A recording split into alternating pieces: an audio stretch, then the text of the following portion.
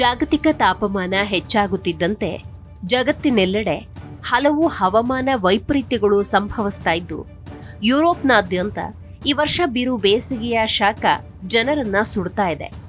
ಯುರೋಪ್ನಾದ್ಯಂತ heat wave ಹೆಚ್ಚಳವಾಗಿದ್ದು, ಅದರಲ್ಲೂ ಗಮನಾರ್ಹವಾಗಿ ಈ ಬಾರಿ ಫ್ರಾನ್ಸ್ನಲ್ಲಿ ಬೇಸಿಗೆಯ ಶಾಖ ಜನರ ಜೀವವನ್ನ ಬಲಿ ಪಡಿತಾ ಇದೆ. ಫ್ರಾನ್ಸ್ನಲ್ಲಿ ಹೀಟ್ ವೇವ್ನಿಂದ ರಕ್ಷಣೆಗೆ ಈಜಲು ಹೋಗಿ 40 ಮಂದಿ ಸಾವು. ಈ ವರ್ಷದ ಬೇಸಿಗೆಯಲ್ಲಿ ಫ್ರಾನ್ಸ್ನಲ್ಲಿ ಗರಿಷ್ಠ ತಾಪಮಾನ ದಾಖಲಾಗಿದೆ. ಇದರ ಪರಿಣಾಮ ಅಲ್ಲಿನ ಜನ ಶಾಖದ ಅಲೆಯಲ್ಲಿ ಬೆಂದು ಹೋಗಿದ್ದಾರೆ. ಇಷ್ಟೇ ಅಲ್ಲದೆ ಈ ಹೀಟ್ ವೇವ್ನಿಂದ ತಮ್ಮನ್ನ ಕೂಲ್ ಮಾಡಿಕೊಳ್ಳಲೆಂದು ಪೂಲ್ ಸೇರಿದ ಹಾಗೆ ವಿವಿಧ ನೀರಿನ ಮೂಲಗಳಲ್ಲಿ ಈಜಲು ಹೋಗಿ ಮುಳುಗಿ ಸಾವನ್ನಪ್ಪಿದ ಪ್ರಕರಣಗಳು ಹೆಚ್ಚಳವಾಗಿದ್ದು, ಕಳೆದ 5 ದಿನಗಳ ಅವಧಿಯಲ್ಲೇ ಈ ರೀತಿ ಮುಳುಗಿ ಸುಮಾರು 40 ಜನರು ಸಾವಿಗೀಡಾಗಿರುವುದಾಗಿ ಅಧಿಕಾರಿಗಳು ಮಾಹಿತಿ ನೀಡಿದ್ದಾರೆ. ಈ ಕುರಿತು ತುರ್ತು ಸಭೆ ನಡೆಸಿದ ಫ್ರಾನ್ಸ್ ಪ್ರಧಾನಿ ಸೆಬಾಸ್ಟಿಯನ್ ಲೆಕಾರ್ನೋ ಜೂನ್ 18ರಿಂದ ಕಳೆದ 5 ದಿನಗಳಲ್ಲಿ ಹೀಟ್ ವೇವ್ನಿಂದ ರಕ್ಷಿಸಿಕೊಳ್ಳಲು ನೀರಿನಲ್ಲಿ ಈಜುವಾಗ ಮುಳುಗಿ 40 ಮಂದಿ ಸಾವಿಗೀಡಾಗಿದ್ದು, ಇದರಲ್ಲಿ ಹೆಚ್ಚಿನವರು ಯುವಕರೇ ಇದ್ದಾರೆ ಎಂದಿದ್ದು, ಇದನ್ನ ದುಃಖಕರ ಬಿಡುಗು ಅಂತ ಕರೆದಿದ್ದಾರೆ. ಹೌದು, ದೇಶದಾದ್ಯಂತ ಜನ ತಣ್ಣಗಾಗಲು ಕಾಲುವೆಗಳು, ನದಿಗಳಿಗೆ ಹಾರ್ತಾ ಇದ್ದಾರೆ. ಜನ ಶಾಖದಿಂದ ತಪ್ಪಿಸಿಕೊಳ್ಳುವ ಪ್ರಚೋದನೆ ನಮಗೆ ಅರ್ಥವಾಗುತ್ತೆ. ಆದರೆ ಅನಧಿಕೃತ ಅಥವಾ ಅಪಾಯಕಾರಿ ಪ್ರದೇಶಗಳಲ್ಲಿ ಈಜೋದು ಸೂಕ್ತವಲ್ಲ ಅನ್ನುವಂಥ ಎಚ್ಚರಿಕೆ ಕೊಟ್ಟಿದ್ರೂ ಜನರ ಮನಸ್ಥಿತಿ ಬದಲಾಗಿಲ್ಲ.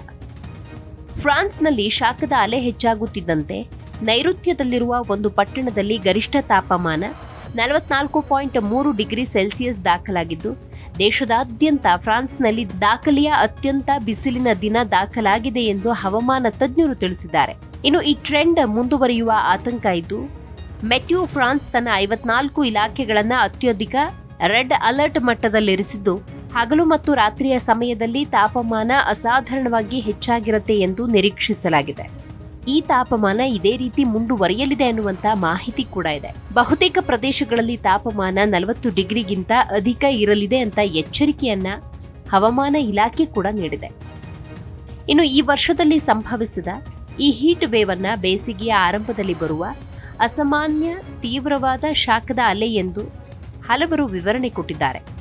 ಇದರ ಅವಧಿ ಅನಿಶ್ಚಿತವಾಗಿದೆ ಅಂತ ಹಲವರು ವ್ಯಾಖ್ಯಾನ ಮಾಡಿದ್ದಾರೆ. ಸದ್ಯದ ಪರಿಸ್ಥಿತಿಯನ್ನ ಫ್ರಾನ್ಸ್ನಲ್ಲಿ ಅಂದಾಜು 15,000 ಜೀವಗಳನ್ನ ಬಲಿ ತೆಗೆದುಕೊಂಡ 2003 ಆಗಸ್ಟ್ನಲ್ಲಿ ಸಂಭವಿಸಿದ ವಿನಾಶಕಾರಿ ಶಾಖದ ಅಲೆಯೊಂದಿಗೆ ಹೋಲಿಕೆ ಮಾಡಿದೆ. ಸದ್ಯ ಈ ಹಿನ್ನೆಲೆಯಲ್ಲಿ ದೇಶದಾದ್ಯಂತ ಹೀಟ್ ವೇವ್ ನಿಭಾಯಿಸುವುದಕ್ಕೆ ಸನ್ನದ್ಧತೆ ಮತ್ತು ಸಾರ್ವಜನಿಕ ಸುರಕ್ಷತೆಯನ್ನ ಸುಧಾರಿಸುವುದಕ್ಕೆ ಫ್ರಾನ್ಸ್ ತನ್ನ ರಾಷ್ಟ್ರೀಯ ಶಾಖದ ಅಲೆಯ ಎಚ್ಚರಿಕೆಯ ವ್ಯವಸ್ಥೆಯನ್ನ ಪರಿಚಯಿಸಿದೆ.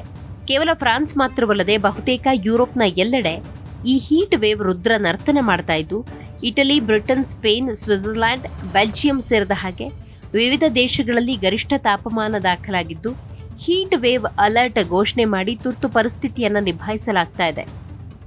ಯುರೋಪಿಯನ್ ಒಕ್ಕೂಟದ ಕೋಪರ್ನಿಕಸ್ ಹವಾಮಾನ ಬದಲಾವಣೆ ಸೇವೆಯ ಪ್ರಕಾರ ಸದ್ಯ ಈ ಹಿನ್ನೆಲೆಯಲ್ಲಿ ದೇಶದಾದ್ಯಂತ ಹೀಟ್ ವೇವ್ ನಿಭಾಯಿಸಲು ಸನ್ನದ್ಧತೆ ಮತ್ತು ಸಾರ್ವಜನಿಕ ಸುರಕ್ಷತೆಯನ್ನು ಸುಧಾರಿಸಲು ಫ್ರಾನ್ಸ್ ತನ್ನ ರಾಷ್ಟ್ರೀಯ ಶಾಖದ ಅಲೆಯ ಎಚ್ಚರಿಕೆಯ ವ್ಯವಸ್ಥೆಯನ್ನು ಪರಿಚಯಿಸಿದೆ. ಇನ್ನು ಕೇವಲ ಫ್ರಾನ್ಸ್ ಮಾತ್ರವಲ್ಲದೆ ಬಹುತೇಕ ಯುರೋಪ್ನ ಎಲ್ಲೆಡೆ ಈ ಹೀಟ್ ವೇವ್ ರುದ್ರ ನರ್ತನ ಮಾಡ್ತಾ ಇದ್ದು, Italy, Britain, Spain, Switzerland, Belgium ಸೇರಿದ ಹಾಗೆ ವಿವಿಧ ದೇಶಗಳಲ್ಲಿ ಗರಿಷ್ಠ ತಾಪಮಾನ ದಾಖಲಾಗಿದ್ದು, ಹೀಟ್ ವೇವ್ ಅಲರ್ಟ್ ಘೋಷಣೆ ಮಾಡಿ ತುರ್ತು ಪರಿಸ್ಥಿತಿಯನ್ನು ನಿಭಾಯಿಸಲಾಗ್ತಾ ಇದೆ. ಯುರೋಪಿಯನ್ ಒಕ್ಕೂಟದ ಕೋಪರ್ನಿಕಸ್ ಹವಾಮಾನ ಬದಲಾವಣೆ ಸೀಮೆಯ ಪ್ರಕಾರ ಯುರೋಪ್ ವಿಶ್ವದಲ್ಲೇ ಅತ್ಯಂತ ವೇಗವಾಗಿ ತಾಪಮಾನ ಏರಿಕೆಯಾಗ್ತಿರುವ ಖಂಡವಾಗಿದ್ದು, 1980ರ ದಶಕದಿಂದೀಚೆಗೆ ಜಾಗತಿಕ ಸರಾಸರಿ ದರಕ್ಕಿಂತ 2 ಪಟ್ಟು ತಾಪಮಾನ ಏರಿಕೆಯಾಗಿದೆ. ಕಳೆದ 4 ವರ್ಷಗಳಲ್ಲಿ ಯುರೋಪ್ನಾದ್ಯಂತ 2 ಲಕ್ಷಕ್ಕೂ ಹೆಚ್ಚು ಜನ ಶಾಖ ಸಂಬಂಧಿತ ಕಾರಣಗಳಿಂದ ಸಾವಿಗೀಡಾಗಿದ್ದಾರೆ ಅಂತ ವಿಶ್ವ ಆರೋಗ್ಯ ಸಂಸ್ಥೆ ಕಚೇರಿ ಹೇಳಿದೆ. ಯುರೋಪ್ನಲ್ಲಿ ಸಂಭವಿಸಿದ ಈ ಭೀಕರ ಹೀಟ್ ವೇವ್ ಕುರಿತು ವಿವರಿಸುವ ಹವಾಮಾನ ತಜ್ಞರ ಪ್ರಕಾರ ತಂಪಾದ ವ್ಯವಸ್ಥೆಗಳ ನಡುವೆ ಬಿಸಿಗಾಳಿಯ ಉಬ್ಬು ಸಿಲುಕಿಕೊಳ್ಳುತ್ತೆ. ಇದು ದಿನದಿಂದ ದಿನಕ್ಕೆ ತಾಪಮಾನವನ್ನು ಹೆಚ್ಚಿಸಿಕೊಳ್ಳಲು ಅನುವು ಮಾಡಿಕೊಡುತ್ತೆ. ಹವಾಮಾನ ಬದಲಾವಣೆಯಿಂದ ಶಾಖದ ಅಲೆಗಳು ಮತ್ತು ಬಿರುಗಾಳಿಗಳು ತೀವ್ರವಾಗುತ್ತೆ ಅಂತ ತಿಳಿಸಿದ್ದಾರೆ. ಇದೆಲ್ಲದರ ಪರಿಣಾಮ ಯುರೋಪಿಯನ್ನರು ಬಿಸಿಲಿನಿಂದ ಬಳಲ್ತಾ ಇದ್ದಾರೆ. ಈ ಬಿಸಿಗಾಳಿ ಜನರ ದೈಹಿಕ, ಮಾನಸಿಕ ಆರೋಗ್ಯದ ಮೇಲೆ ಪರಿಣಾಮ ಬೀರಬಹುದು. ಆದರೆ ವ್ಯವಹಾರಗಳು ಹೊಂದಿಕೊಳ್ಳುವಂತೆ ಒತ್ತಾಯಿಸುತ್ತೆ. ಹೀಗೆ ಯುರೋಪ್ನಲ್ಲಿ ಹೆಚ್ಚುತ್ತಾ ಇರುವ ಹೀಟ್ ವೇವ್ ಸದ್ಯ ಜನರ ಜೀವನದ ಮೇಲೆ ನೇರ ಪರಿಣಾಮ ಬೀರ್ತಾ ಇದ್ದು ಜೀವವನ್ನೇ ಬಲಿ ಪಡೀತಿದೆ ಅನ್ನೋದು ವಿಷಾದದ ಸಂಗತಿ.